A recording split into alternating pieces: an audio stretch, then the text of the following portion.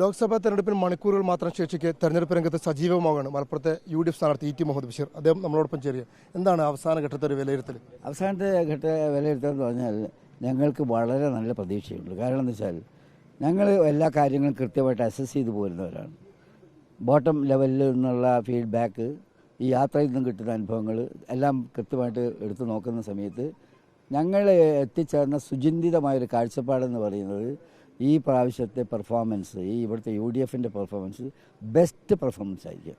ഇതിനു മുമ്പ് നടന്നിട്ടുള്ള എല്ലാ തെരഞ്ഞെടുപ്പിനേക്കാൾ നല്ല പെർഫോമൻസ് ആയിരിക്കും ഉണ്ടാവുക എന്ന് കൃത്യമായിട്ട് കിട്ടിയ ഫീഡ്ബാക്കിൻ്റെ അടിസ്ഥാനത്തിൽ ഞങ്ങൾ വ്യക്തമാക്കുക. ഈ ഘട്ടത്തിലും ഇടതുപക്ഷത്തിൻ്റെ സ്ഥാനാർത്ഥി പ്രകടിപ്പിക്കുന്ന ഒരു ആത്മവിശ്വാസം അഥവാ 2004 വലിയൊരു 2024 ഉണ്ടാവും, 1,00,000-ലധികം ഭൂരിപക്ഷം നേടി വിജയിക്കുമെന്നുള്ളതൊക്കെയാണ്. അപ്പോൾ അതിനെ എങ്ങനെ വിലയിരുത്തുന്നു? അതിപ്പോൾ ഒരാളുടെ സ്വപ്നങ്ങളിൽ മായാവർണ്ണങ്ങൾ വരും, റെയിൻബോ ഉണ്ടാവും, ആ സങ്കല്പം ഉണ്ടാവും, ഈ സങ്കല്പമൊക്കെ ഉണ്ടാവും. അത് നമ്മൾ പറഞ്ഞ അവിടുത്താണ്.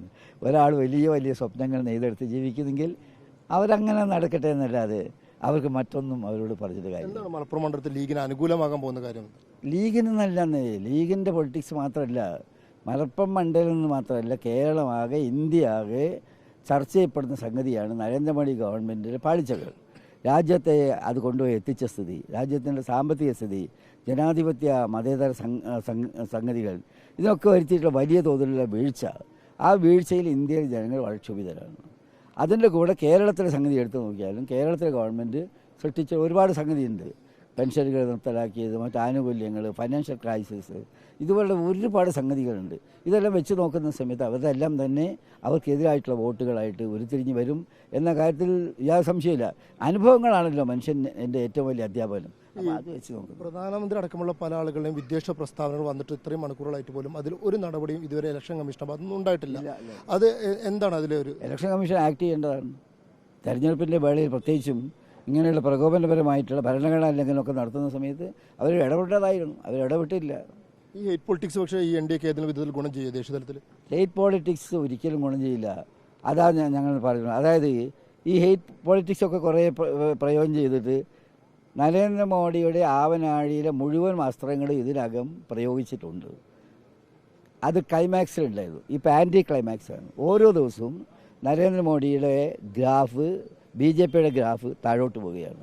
അതാണ് ഞാൻ നേരത്തെ പറഞ്ഞ സംഗതിയെ സബ്സ്റ്റാൻഷ്യേറ്റ് ചെയ്യുന്ന മറ്റു സംഗതികൾ.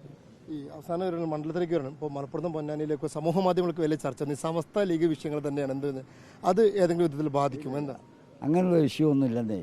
എല്ലാവരും ഇത്തരം എല്ലാ ആളുകളും വോട്ട് ചെയ്യും, അക്കാര്യത്തിലൊന്നും സംശയമില്ല. ഇതുണ്ടെന്നുള്ളത് ഒരു സങ്കല്പം ഉയർത്തിക്കൊണ്ടുവരികയാണ്. അത് ഒരു കണക്കിന് പറഞ്ഞാൽ യാഥാർത്ഥ്യവുമായിട്ട് ബന്ധമില്ലാത്ത കാര്യം. എല്ലാവരും വോട്ട് ചെയ്യും. ഞങ്ങൾക്ക് നല്ല പ്രതീക്ഷയുണ്ട്. ഞങ്ങളോട് ആരും അങ്ങനത്തെ ഒരു എനിമിറ്റി കാണിക്കില്ല. എല്ലാവരുടെയും സഹായം ഉണ്ടാകും എന്ന കാര്യത്തിൽ ഞങ്ങൾക്ക് ഉത്തമ ബോധ്യമാണ്. ഈ വിവാദങ്ങളുടെ പിന്നിൽ ആരാണ്? അത് നമുക്ക് പറയാൻ നോക്കില്ല. നമ്മളിപ്പോൾ ഈ ഓരോ വിവാദങ്ങളുടെയും റൂട്ട് നോക്കി പോകാൻ നോക്കുമോ? അത് ഓരോരുത്തർക്ക് ഓരോ മാർഗ്ഗങ്ങൾ കണ്ടെത്തുന്നു. അവരുടേതായിട്ടൊരു എന്താ പറയുക, ടൈം പാസോ അല്ലെങ്കിൽ പ്രതീക്ഷയോ എന്തെങ്കിലും ഉണ്ടാക്കാൻ വേണ്ടി ചെയ്യുന്നല്ലാതെ നമുക്കതിനെ പറ്റിയിട്ട് ഇതാക്കാൻ ഒക്കില്ലല്ലോ. നമ്മളതിൻ്റെ വിത്തും റൂട്ടും നോക്കി പോകേണ്ട കാര്യം നമുക്കില്ല. എന്താണ് ഭൂരിപക്ഷത്തിൻ്റെ ഒരു കണക്കൂട്ടൽ? ഞാൻ പറഞ്ഞാൽ ബെസ്റ്റ് പെർഫോമൻസ് ആയിരിക്കും ഞങ്ങളുടെ ഈ പ്രാവശ്യം.